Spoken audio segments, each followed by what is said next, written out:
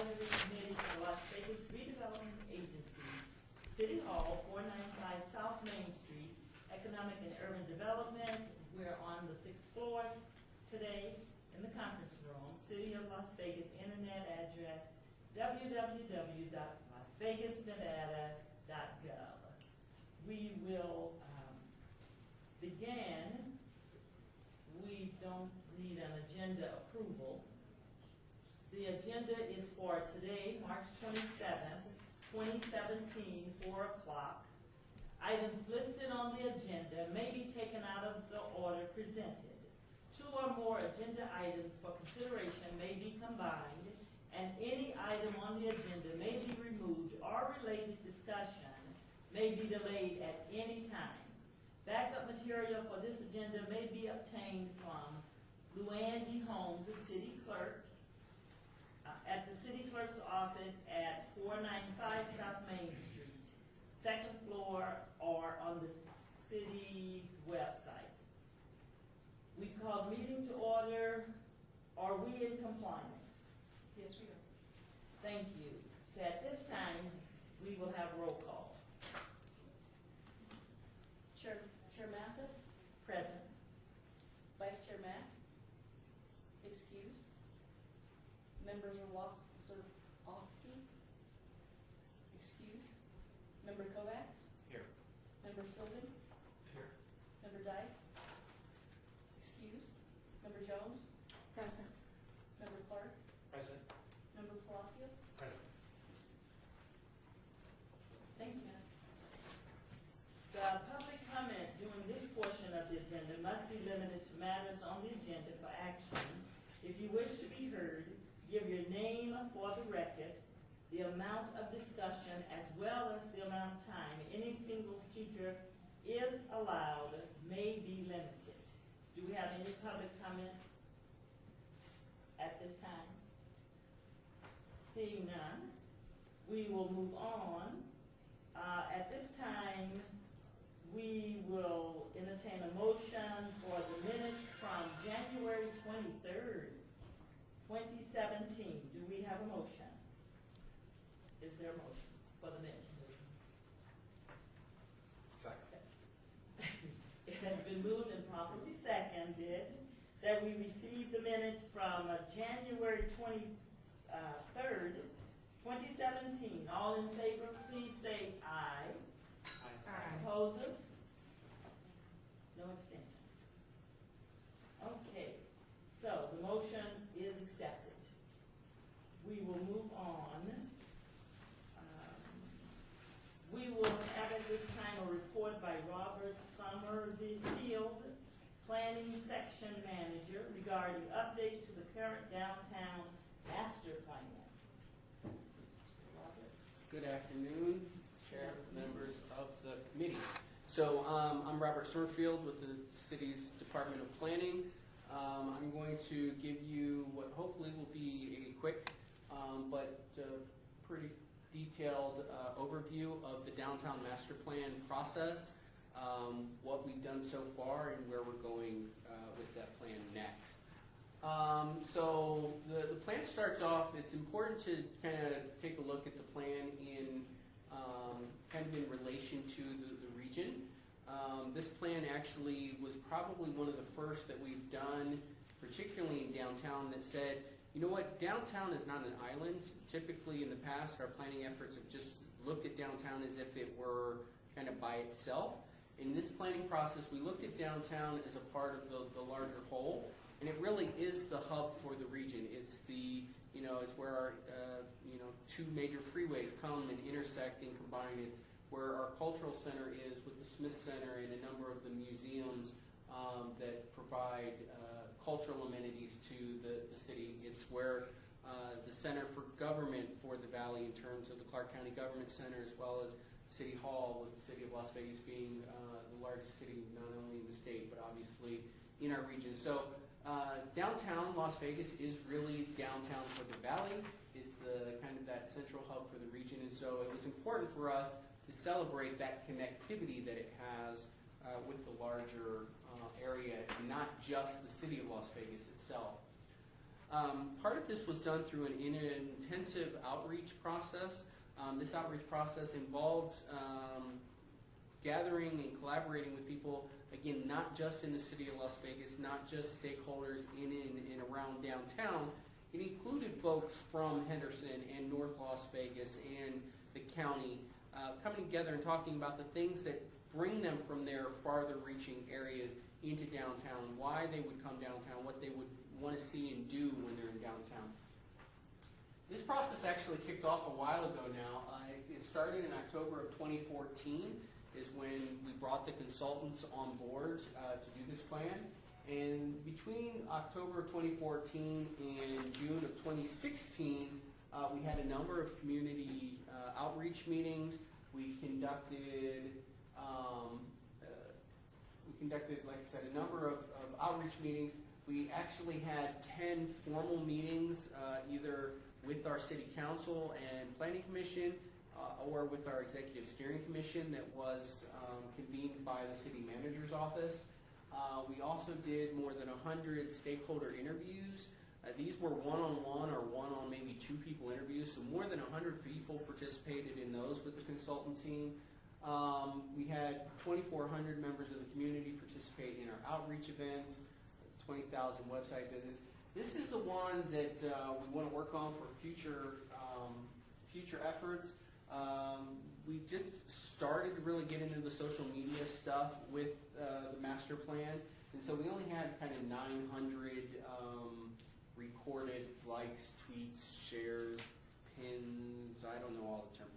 But anyway, we only had about 900 of those that we were able to confirm. We want to do better on that because we know how important social media is to getting messaging out going forward. So that's one of the areas we want to work on.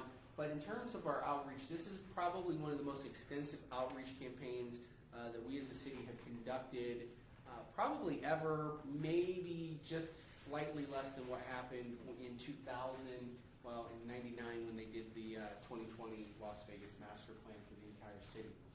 So what we heard, there were some key themes that we heard, and I think none of these will be too out there for anybody in this room, given the areas that you focus on with the redevelopment agency.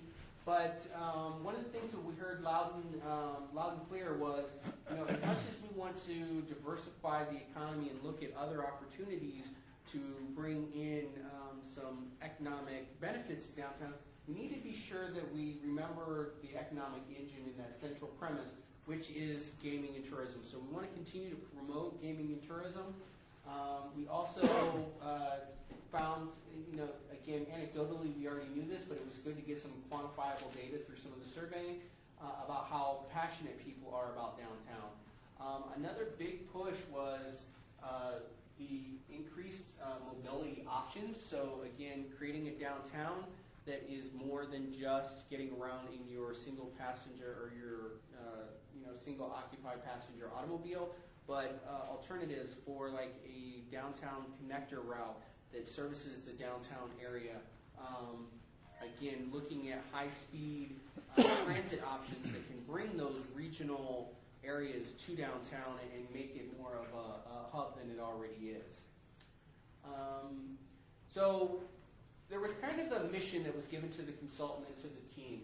We needed to celebrate our history. Las Vegas does have a very unique history, and so we wanted to make sure that we were celebrating that history, but we also wanted to make room for and continue to look forward as downtown continues to kind of embrace what we've been, but also continue to move forward.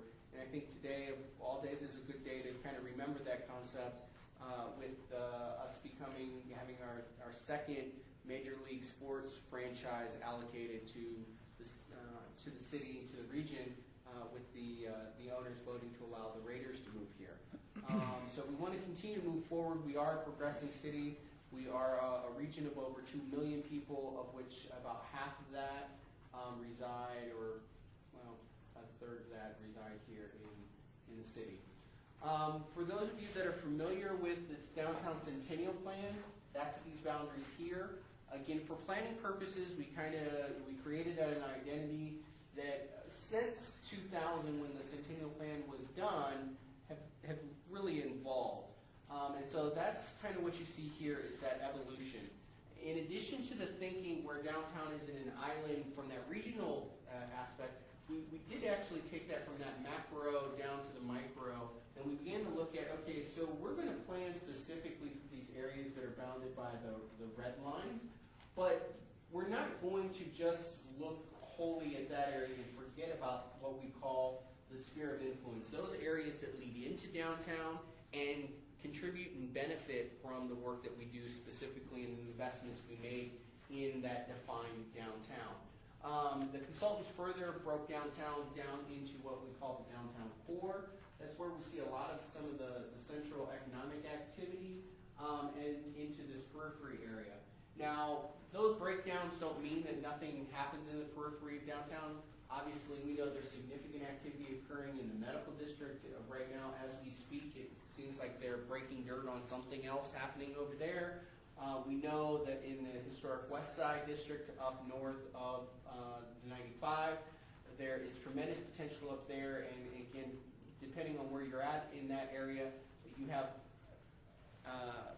development occurring again as we speak. So it's not to limit and say that development only occurs in that downtown core and not in the periphery. It's just a way of dividing up the area in terms of talking about some of the goals and objectives that's going on. This was the vision that was adopted for downtown. This vision was adopted by our city council through a very collaborative process. We actually did an online polling with the community on this and then took it to the city council. What we found was when originally the vision broke up into three things. It was one that was very historically sensitive. It was one that was talking more about collaboration between businesses and economic diversification, and another that spoke more towards people, downtown being more about people. And what we found was basically there was a pretty even split between the three kind of directions. And so we brought it back to, we brought it kind of together, and you know, the vision kind of is themed, the legend reinvented, and really it is about creating that opportunity for entrepreneurship, for diversity, for fostering pride, and continuing to look forward, and not forgetting that we are made up of the people who live here now and will live here in the future, those businesses that operate in the area, and then of course all the tourists, the visitors who come to our downtown when they're visiting here in Las Vegas. The planning goals, they kind of, because in planning we love matrices, so we kind of divided them up into three kind of categories. There's land use and community development, mobility and infrastructure, and then economic development, which again I think is an area that this group likes. And in each of those three categories, we then further broke them into three subgroups. So the mixed-use hubs, which you're going to hear me talk a lot about, a lot of the foundation of this planning effort centers around this concept of mixed-use hubs. We do have a focus on accessibility to services. As we diversify downtown and we make it a more vibrant area, it's going to become ever increasingly important that we have accessibility to the services, creating those vital places. Transportation is a huge piece of what will make downtown work and again connect to the larger area. One of the ways we think that you can make downtown a much better place is by taking our network that we currently have and employing what we call green infrastructure and a green street network. And then of course we want to look at opportunities to diversify the economy while highlighting and expanding on our abundant entertainment and cultural amenities, and then looking at opportunities for how do we manage all of this. So one of the functions that was kicked off as a part of the master planning effort, but that EUD has since taken on as a project on their own, is the feasibility of a business improvement district in downtown or some subset of downtown. And so that work actually is ongoing, and Brenda Hughes is actually spearheading that in EUD for the city. So part of the team, it wasn't just a bunch of planners on this team. We actually had a very multidisciplinary team involved in the downtown planning, and part of that team include an economist from an economic firm out of Boston, Tischler Weiss.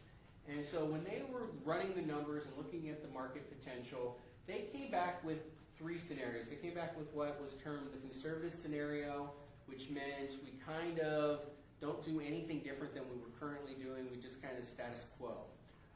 Then they came out with a moderate forecast, which if we made some minor interventions, increased some investment in some of our infrastructure improvements, maybe did some minor land acquisition purchases, we could look at this moderate. Then they looked at this aggressive strategy, and that aggressive strategy included a bunch of different things, looking at new incentive packages that we could offer, really looking at opportunities for helping new developers come in and assemble land, and what mechanisms we could put in place. And all of that was great, but in taking this out to the community, particularly the Executive Steering Committee and our City Council and upper city management, the thought was, really, we have so much potential in our downtown, so much vacant and underutilized land that's just ripe for development, that really, given the span that we were looking at, that even the aggressive strategy just didn't seem like that was a realistic expectation for us to have. And so the consultant went back and he looked at the numbers and said, okay, well, based on some of these interventions that you're doing, based on some of these other things that are happening, like the locating of the Las Vegas Medical School in the medical district, which at that time was not a for certain thing to happen. So if that happened, and then if the light rail line goes through, and some of these other things, like you bring a Major League football franchise to the region, and some of the potential ancillary activity that can generate, then this super aggressive strategy, then some of these numbers become a lot more realistic and available to us. But the catch to that was we needed to stretch out the time frame, because originally this plan was looking at a 20-year planning horizon, and then we moved that out. We had to move that out to a 30-year planning horizon given this super aggressive strategy. And this is the strategy that the community has endorsed, that the City Council embraced, and so this is kind of these targets that we're hoping to hit. Some of these we could hit really easily. The residential one, we're already making strides on that. The plan isn't quite a year old in its adoption, and we already have a few hundred units coming online here shortly, and several hundred more units that are kind of in the pipeline already that have entitlements that legitimately are looking at being able to be built. So the master plan itself. So the big idea is structure the plan. Again, this is looking at a number of key things and then building a plan that centers around them. Number one, diversify the economy. This was a huge conversation piece, and so while we want to continue to promote tourism and gaming and understand the crucial part that plays in our economy, we also know, based on the lessons learned from the recession, that can't be our only component to our economic engine. So we got to find other ways to stimulate the economy. Again, creating that vibrancy, because gaming and tourism provide one aspect of what our downtown needs in terms of the employment, but not necessarily all those component pieces. And so what can we do there? Zappos is a great example with the diversity of activities that occur in the Zappos building that brings in a cross-section of employees that utilize downtown and are interested actually in living and playing in downtown, maybe more so than some of the other larger employers downtown currently. The other concept here with the diversification of the economy is centered around this concept of centers of excellence. So realizing that downtown is expected to be, at a 30-year horizon, we're going to have these areas that are going to specialize in certain things. And let's capitalize on that. So, for instance, over here in the medical district, clearly with the medical school coming in and the existing resources with Valley and UMC, and the training that was already being provided there by UNR, the medical district is perfect for what we're calling the Medical and Healthcare Center of Excellence. With the additional land and the opportunities for redevelopment that will be spawned by Project Neon, and once the freeway is constructed, there's going to be these remnant parcels available that then new uses can go into. We think that that's going to be an opportunity to look at those ancillary activities that will really help support medical and healthcare education in that area.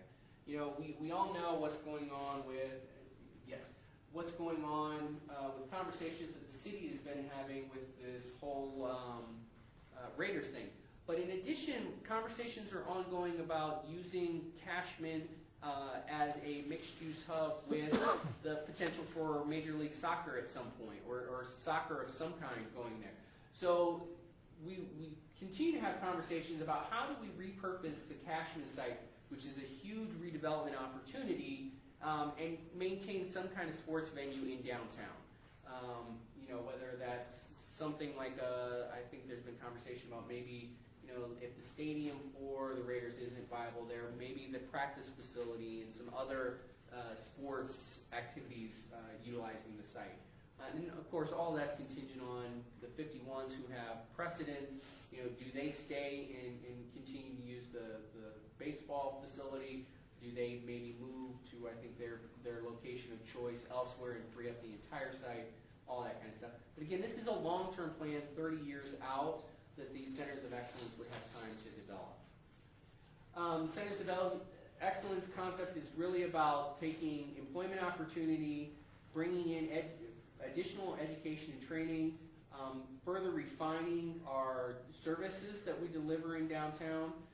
Right now, I think there's like one dry cleaner. So what are some of the other services that we can bring to downtown? Because at the end of the day, we really want to increase and diversify our housing. One of the chief ways that you make a downtown a vibrant place is it's great if it's an employment center, but one of the things that we've learned from the suburbanization of America is that when you just have your employment center down there, that really does kill your downtown. And you put a lot of money historically in your downtown and building up that infrastructure. So you get a lot more bang for your buck when you include that housing. And not just any particular type of housing. You actually need the spectrum of housing. You need it to be a mix of housing types, a mix of housing incomes. Ideally, you would have the opportunity for people to potentially age in place, which means, you know, when I'm young and single, maybe I have the studio apartment option. Then when I'm a young family, maybe I have the condo with the 2 or 3 bedrooms. As I get older, maybe I have an assisted living facility, or maybe a quieter neighborhood to enjoy my golden years, but still allow me to walk to amenities, because hopefully the car is not central to my transportation needs. Creating mixed-use hubs, and this is one of the ways we do that. By creating these mixed-use hubs, we create opportunities for employment, entertainment, and housing, all kind of in a centralized location. So with this plan, we actually take the downtown, and it's currently divided up into these 12 districts. These districts are, I want to say, generally the same size, although there are anomalies. The Arts District, because it's set out in some statute or ordinance rather, is relatively small compared to the other districts. Some of the districts are, like the Design and the Gateway District, very linear. Others are a lot more compact, like Symphony Park and the Resort and Gaming District. And then some are a little bit larger, like the Founders District, which actually is mostly a residential district, so it actually works to be a little larger district. And then the Medical District, which again is more institutional, which again kind of works as a slightly larger district. But how do we then take this larger district and really create neighborhoods? The idea there is these mixed-use hubs. So again, the entire district isn't visualized to be at the same level of intensity, but what we have visualized is that based on the investment that's being made by the city and the community at large with some of our transportation choices, that there will be these nodal areas in each district that really will be kind of the epicenter of development and development potential. And then as you move out from there, the development kind of reduces down, but then you hit another node and it starts to pick back up. And so that you create kind of this ebb and flow, which again creates this variety and variation that allows people choice on how they live and where they live, but also allows for that densification that makes a lot of that urban central city living occur. So for instance, the Fremont East District is is somewhat more of a corridor along Fremont. And so the plan revisualizes that. And so one of the other misconceptions that permeated the planning process here was during the boom, and particularly in the heyday of the Centennial Plan, because the Centennial Plan was really about new development, it was about basically scrape the dirt and build up as high as you possibly think you could go. Unfortunately, we got about 4 buildings out of that. That was it. In the almost 20 years that plan has existed, we really got 4 buildings that really took advantage of the Centennial Plan. Not to say that other development hasn't occurred, because quite a bit of other development has occurred, but not really at the advantage of that plan, because that plan really was geared towards building high-rises. This plan takes into understanding that there's a time and place for those high-rises, but the reality is there's going to be districts like the Fremont East, which is really looking at more mid-rise, more 2, 4, 5-story type development, townhomes, small condos with a mixed-use ground floor retail component, or some like cottage type housing and what have you. So, for instance, this Fremont East one, as you're towards Las Vegas Boulevard, it's a lot more intense, a lot more activity going on, but it's context sensitive in that as you move away from the boulevard and away from Fremont and Carson, you do get into a much quieter residential neighborhood and community and feel. And so the imagery kind of details that. This plan is the vision document, so it's very illustrative. It's not saying that a park will go here or a supermarket will go there. It's saying in this district, in order for it to achieve the goals that have been established for that district, we need to look at providing a park within that general space. We need to look at other amenities within that space in order to achieve the goals for that particular district. Big idea 3, create streets for people. So this has been a huge shift in thinking amongst public works folks, and we here at the city are extremely lucky because not only does our current director of public works really embrace this, but his boss and the planning boss, Jorge Cervantes, who's the executive director for community development, who was a public works director, truly embrace this. They truly look at streets, and they're no longer following that outmoded idea that all of our infrastructure improvements need to be so that we can move cars, as many cars as fast as possible, and get them all over the place. It is more about how do we move people, and that may involve cars, but it also involves people who are walking, so sidewalks that are wide enough for people to pass each other, or a mom to have a stroller, or a person with disabilities to be able to have their walker or their cane or their wheelchair. It includes, for anyone who travels in downtown, you will see obviously quite a bit of these, as this has been one of our major undertakings under the Complete Streets concept and Streets for People, the marked bike lanes, including the bike lanes. Now, we've taken in this plan a slightly different approach. We are working under an existing grid system, so this isn't greenfield development where you can just create a whole new street network.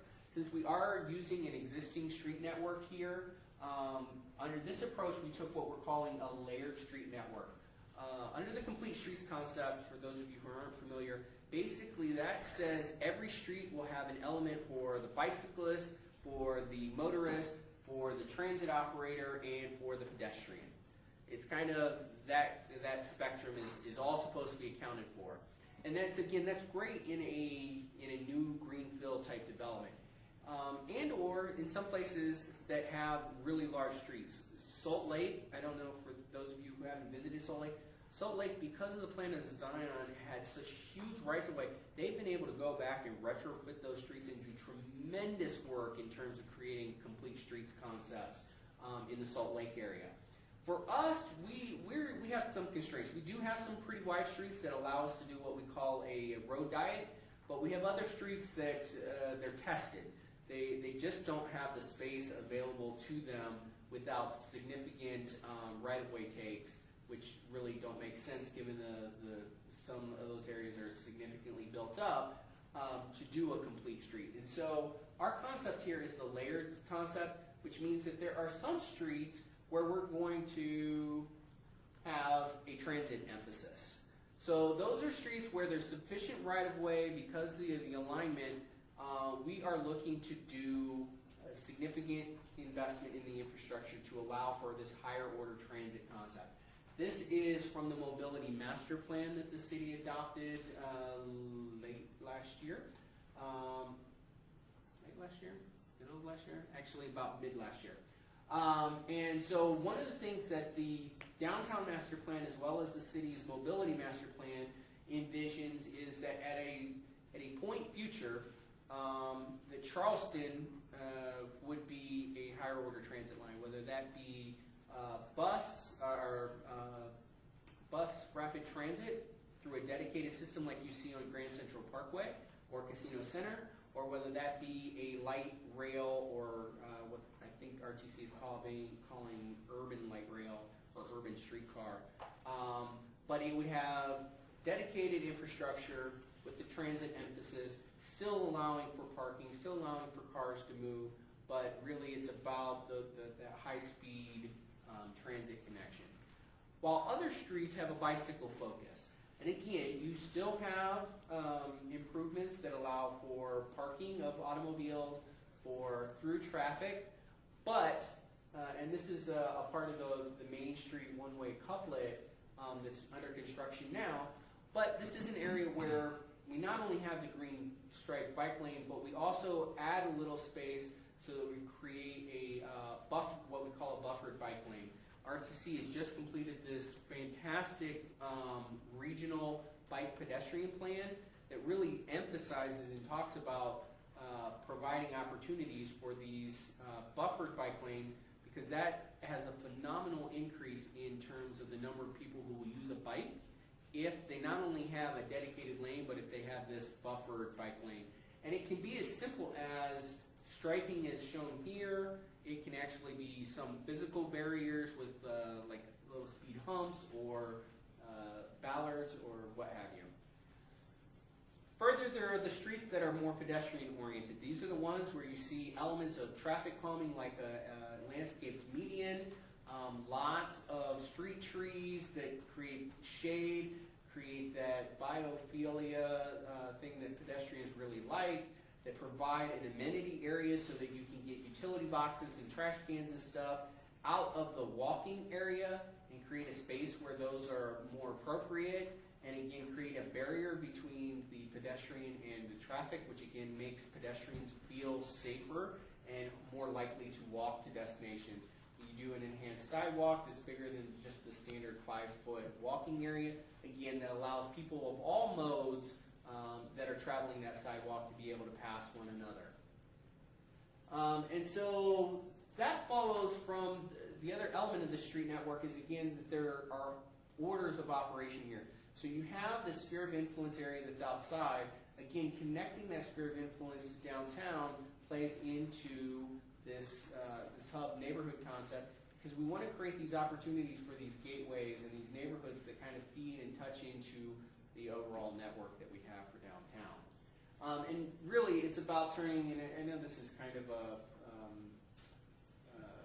I mean, this is an alleyway. Clearly, that's not an alleyway, but you get it. It's turning this drab, kind of unused space into something that people will actually use, getting rid of some of the visual clutter, creating an opportunity for people to feel comfortable and utilize that space, while also maintaining options for vehicular traffic.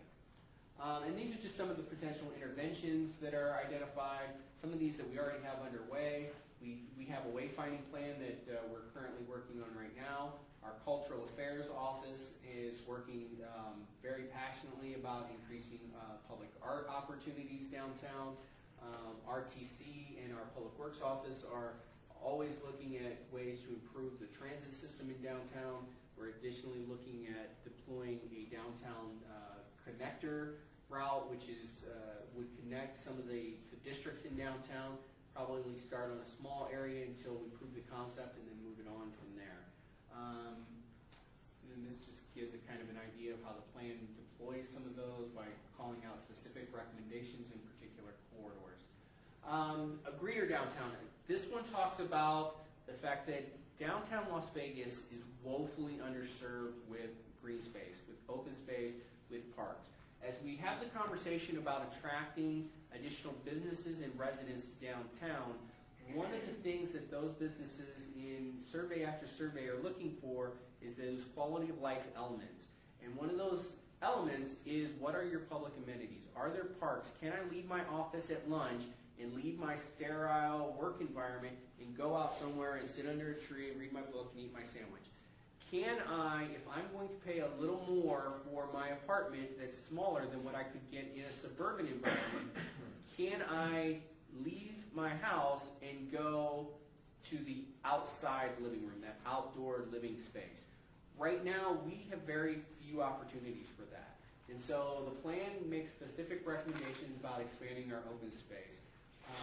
Right here, I don't know how easily you can see this, but the Las Vegas standard in our master plan calls for about 25 acres of parkland per 10,000 residents. We actually accomplished this pretty well. Now, unfortunately, a lot of our park space is actually well, not unfortunately, but for our downtown at least, a lot of that park space is actually in our periphery areas where some of the greenbelt development, because they built the parks as they built those communities. Downtown, we're at 2 acres of parkland per 10,000 residents. So we are way underserved, and we're way underserved compared to downtown Los Angeles. Downtown Phoenix has about 35 acres of open space per 10,000 residents in their downtown. So it can be done in a Southwest environment, and that's the other key component, because a lot of the things that we had to have a conversation around were, you can do park and open space in a desert environment. It doesn't have to be all lawns and central, the classic New York Central Park image. And this map here kind of just shows you some of our existing assets. We do have the Springs Preserve, very close and adjacent to downtown. We have, it's called Circle Park, right? I always miss this one. We have so many of these Circle Park things. Yeah, but this one's called Circle Park. Okay, so we have Circle Park over here at Maryland and Charleston. So we do have some assets, but we have quite a bit of work to do on this front. And we need to diversify our open space. Right now, we mainly have centered around parks and or trails. But we have opportunities for maybe a larger green space that does allow for some programming and some other things. We need to look at opportunities for pocket parks and mini plazas. Particularly as we do some of these right-of-way projects, we end up with these remnant parcels. And how can we repurpose those into doing this? And then linear parks. This is a kind of a newer concept that the city is really engaged in. 3rd Street between Charleston and Bonneville is an area we are actually actively engaged with the design team to create a linear park space. It's one of those really wide roads that services very few cars at present. And so we're looking to reclaim some of that right-of-way and do a linear park through there. And there's the planning department and public works have worked with the design workshop, which is they have an office up in the Reno area that we're working with, and they've come out with some really unique design concepts that we're looking to deploy in that area. And then finally, and this is one for any development-minded folks in the room that's always popular with the development community, expedited implementation. And so this involves a number of strategies. It involves a few things like that we have underway right now, looking at the adoption of a form-based code. Form-based codes typically will allow for the review process to be handled by staff, and so that review process goes really fast because you no longer have the political process, because the political body has basically approved all the standards and kind of the shape of development up front. So when individual projects come through that meet the requirements, they've kind of already been approved, essentially. And so staff just verifies that they're meeting the requirements, and then they can move to their permitting. Something that EUD works a lot with is look for different types of incentive opportunities that might be available. We continue to look at opportunities for grants to particularly work on some of our transportation options and our cultural options, our public art and what have you. And then community benefits. So the plan really does look at the community benefits. This is kind of a high-level view of where we see the development occurring over the space of the 30 years. Again, you can see it's centered around these hubs that kind of highlight the individual districts. But we see an extensive opportunity for education, permanent jobs, increasing again housing choice. This units of affordable housing is really about housing choice. Right now, we have some really low income housing available.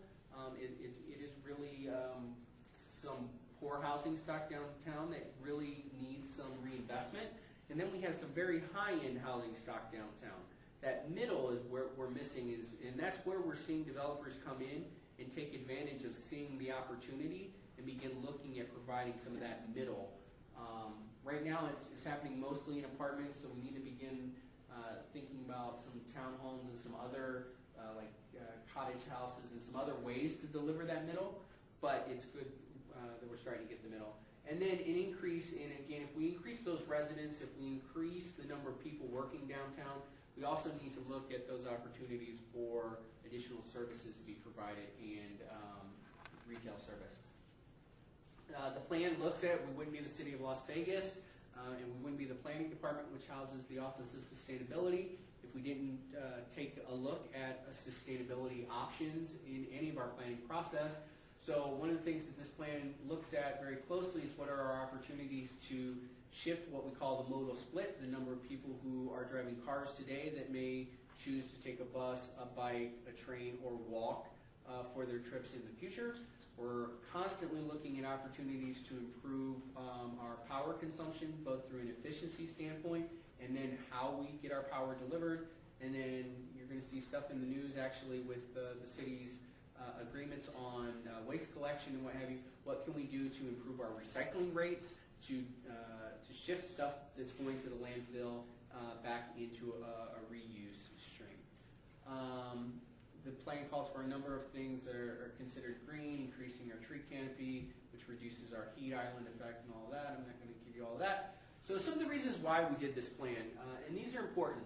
One, it's long overdue. So this plan was written to kind of jumpstart the energy that was surrounding the fact that the city was turning 100, and it did that. But then the recession hit, and we realized there was a lot of things lacking in this plan, in the Centennial Plan. So this plan really is about being proactive and looking towards the future. What do the next 20 to 30 years hold for us? And again, huge amount of public outreach went into creating this plan. It also is about creating an attraction for investments and generating jobs, giving people an idea of what we're looking for as we go forward. Talks about affordability and services, again, being an inclusive environment. It takes a focus on education. Education actually came out as a big focus item for people because downtown doesn't really have a lot of opportunities at present for education.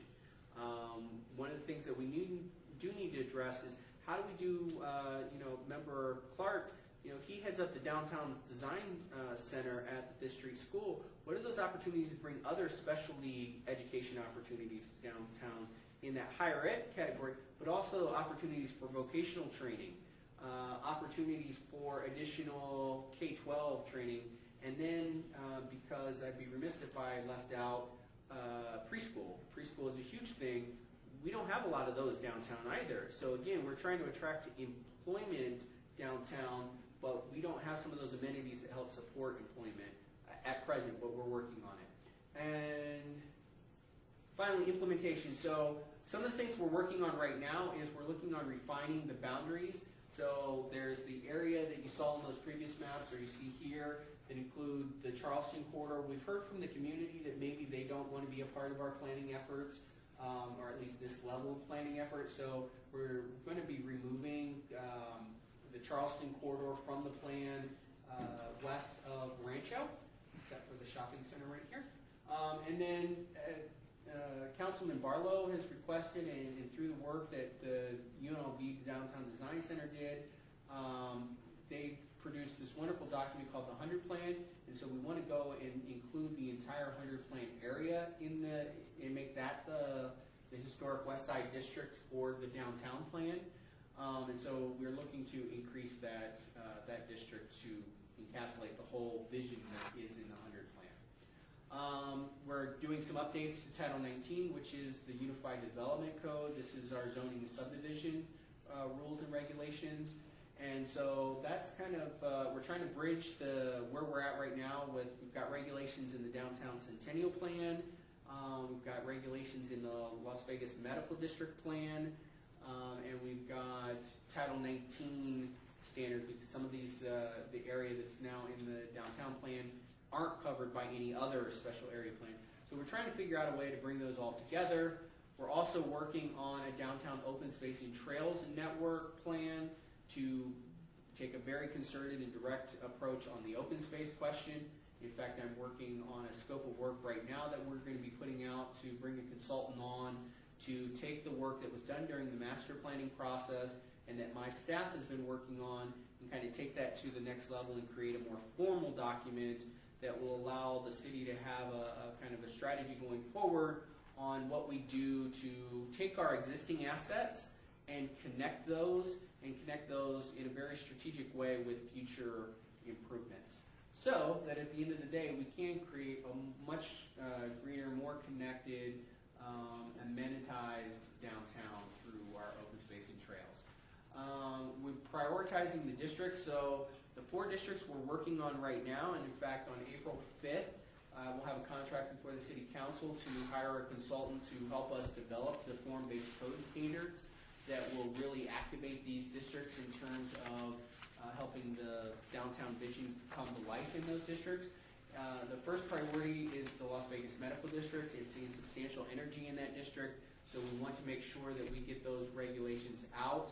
We have developers that are already coming through with projects that we're supporting, even though technically they're not meeting the current code requirements, but they're meeting the vision. So we're trying to work through how we do that, but that's our top priority. Then the Las Vegas Arts District, this and the Fremont East District are both districts that have a tremendous built-in participation base, if you would. They have stakeholders that are very passionate about what's happening in their districts and very participatory. So they have existing boards that we can interface with, and so those 2 districts really make sense. Additionally, they both have momentum. Both of them have seen ongoing development throughout the recession and continue to see development as we've moved into this kind of post-recession time period. And then finally, because there's quite a bit of momentum with the community, we also want to take that to the next step in the Historic West Side.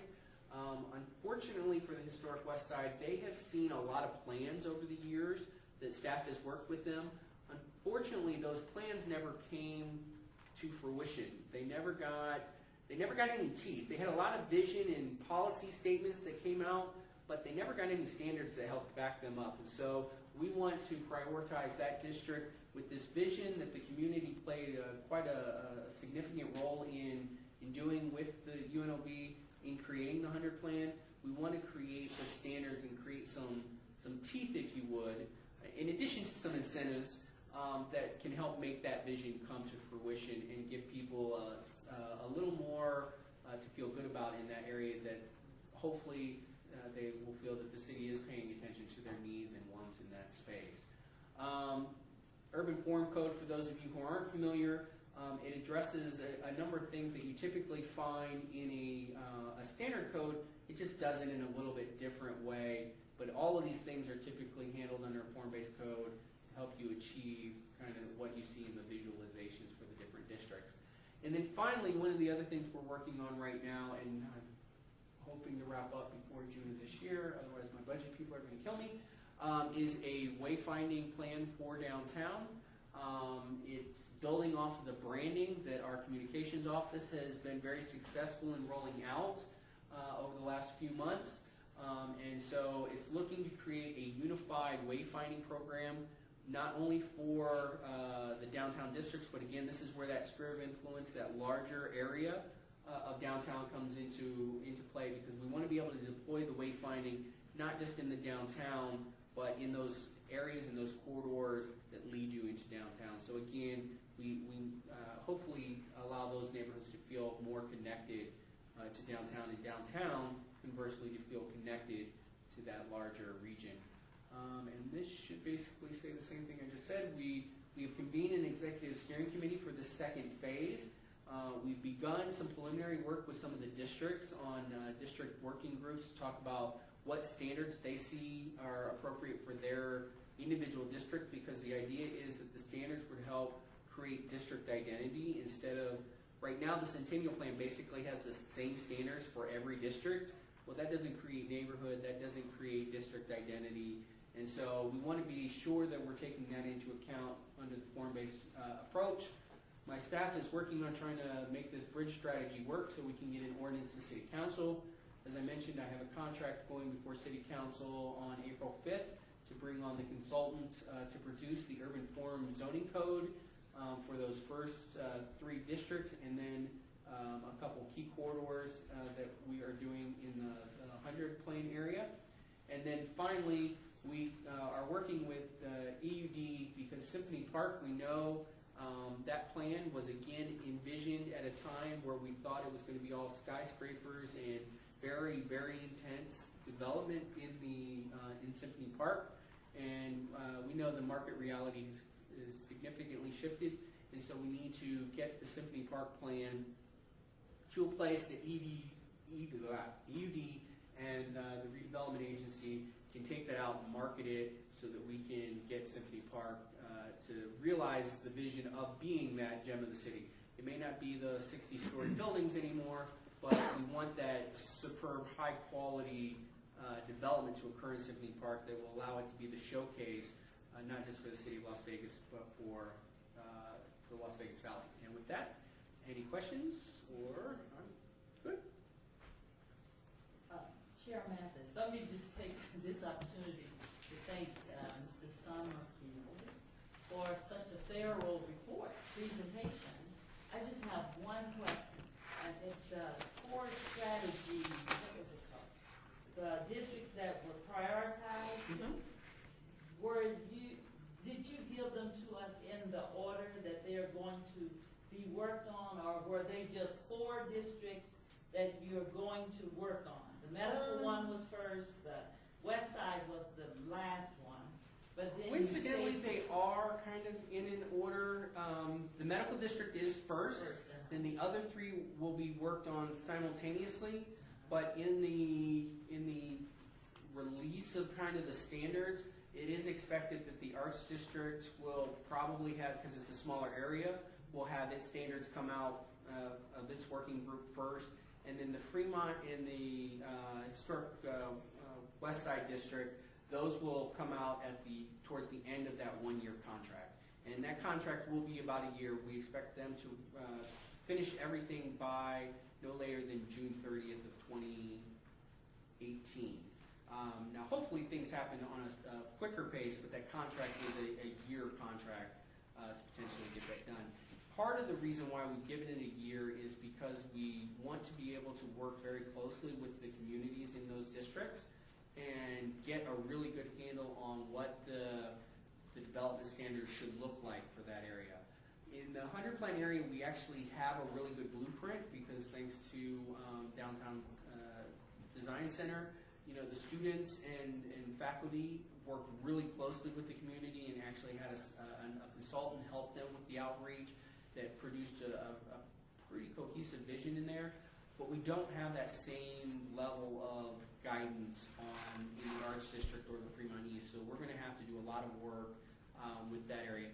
In the medical district, part of the reason why it's first, and we think it'll be first out of the block, not only because we have the impetus of all the development that's already occurring, but again, EUD spearheaded a master plan for the medical district that provided some very detailed visions, some pretty detailed, not only just overall kind of general vision, but vision for what the development should look like in the district. And so we will be able to kind of pick that up kind of wholesale and then work with some of the community groups that were established during that planning process, kind of refine that a little bit, and then get that moving straight to standards and get that out. Thank you. Yes. Questions, comments? You guys are ready? Sorry, I know that was a lot, and I probably went really fast, so if there are any questions, please. And if there's not, if you have questions, but maybe you're percolating on something, I have my cards. I can leave them, and you can feel free to send me an email or something. I have, Member Sullivan, I had a question regarding, you said the medical district west of Rancho, you're taking off as part of the medical district.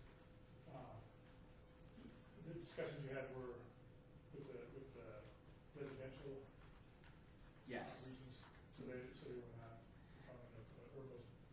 I guess, is there any specific, or is there? And through the chair, so it was mainly with the residential neighborhoods. It was through the neighborhood associations predominantly. And I need to clarify, because otherwise Shawnee will beat me up when we leave. So for the development standards purposes, we are removing the corridor from the development standards, because those development standards are going to be looking at much higher intensity activity in the area that is in the plan versus what we can get that community, the neighbors, the residents to agree to along Charleston. However, for marketing purposes, because there are a number of significant medical-related businesses along the corridor, from a marketing standpoint, it still will be in the medical district. So there's multiple layers to this. I'm speaking purely to the development standards kind of layer, but there is also this marketing layer that was adopted through the medical district master plan that does still include and will continue to include the corridor from a marketing standpoint. So it will still be marketed as the medical district. It just that area of the corridor won't have the standards that will accompany the medical district going forward from a development standpoint.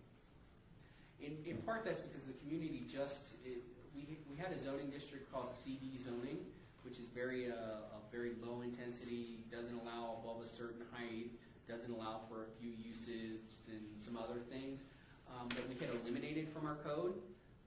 The community, through concerted effort, has had that zoning district reintroduced to the code specifically for that corridor. So given that the community over there is not necessarily come to conclusion on what future development over there might grow into, they're going with kind of the status quo. And so we may eventually bring them back into the development standards fold, but for now, in part, just to make sure that we do get the development standards approved for the other areas, we're going to go ahead and remove them from the development conversation.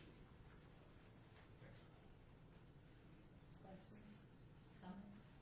Again, thank you. Thank you very much. We will move on to number 6, the possible discussion for action regarding the election of officers for 2017. Any comments, motions, or for 2017 officers?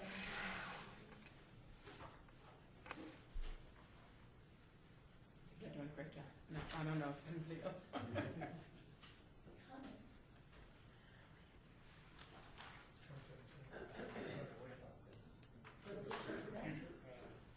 I get, this is for 2017, 18, possibly? It is for Jeff McGeechee, for the record, it is for 2017. Actually, that item, I believe, should have been on the agenda in January, which is why it seems out of place at this point to be talking about it. Okay, thank you. Okay. Is it the officers being chair and vice chair? Those are the only ones that yes. Yes, those are the ones. Chair and co-chair. Just that city attorney Bill, if anybody wants to nominate someone, and you have to vote on the person, or the chair and the vice chair, you can do them separately. If anybody has an interest, they can express it. If no one has an interest, they can be asked to do it.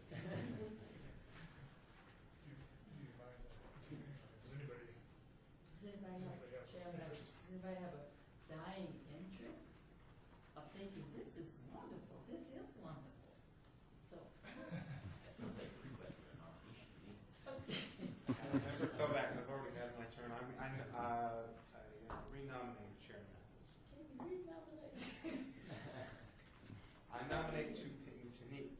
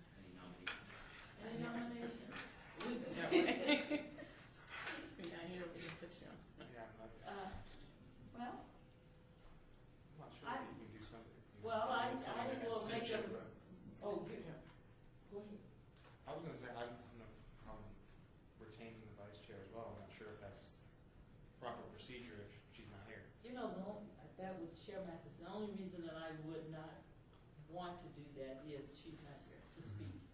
So I would like to make a motion that we have member Mark Sullivan as our vice chair. Are there any more nominations? I will second that nomination. I move that we move forward with, okay, all in favor? Aye. Okay. Any opposers? Do you say yes? Sure, yeah. Okay. I'll vote for Lois, but I mean, yeah, if she So- didn't, I think she doesn't want to continue. I would hate Sorry, to do Mr. this without her being present. Okay, fine. It has been moved and properly seconded that member Mark Sullivan become our chair, co-chair, vice chair. And if You voted? by unanimous voting. Okay. Okay. There's nobody from the public here, so we can skip reading the Oh, okay. comment paragraph. And the No one citizen- from the public is here, right, to comment, or anybody here wants to speak on He behalf of the left. public? No. I guess we, Okay. We can skip reading.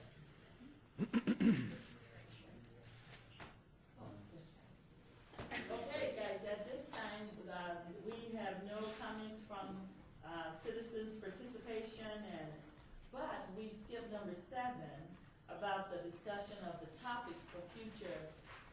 So please look at the topics of future meetings, and they are possible topics.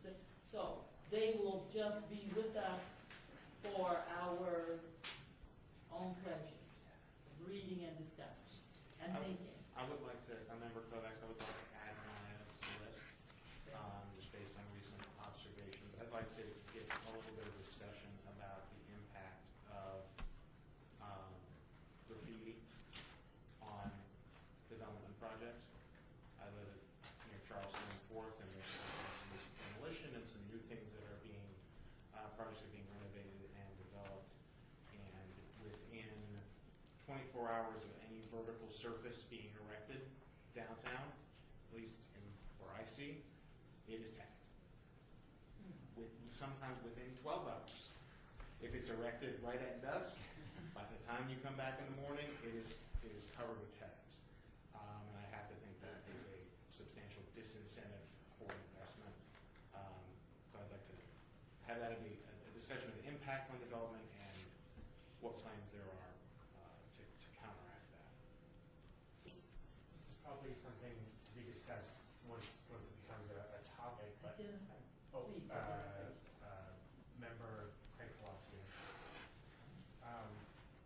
We're building a building on, or we're renovating a building on Maryland Parkway in Carson, and we're 99% done right now. We're having a piece of what I'm calling public art. We're paying for it, but it's very close to the public realm. And when finalizing the design, this topic came up, like how do we keep it from getting graffiti? And he's like, I'll just throw some graffiti-proof paint on it. We're like, what's that going to cost? And he's like, no, it's no big deal. The price difference is so minuscule, I'll just throw it in. And then likewise, when we were doing the graphics for the logos on the windows, we had the exact same conversation. I'll just do these graffiti-proof. So is it really just maybe a matter of education? Because until we were confronted with this, we had no idea.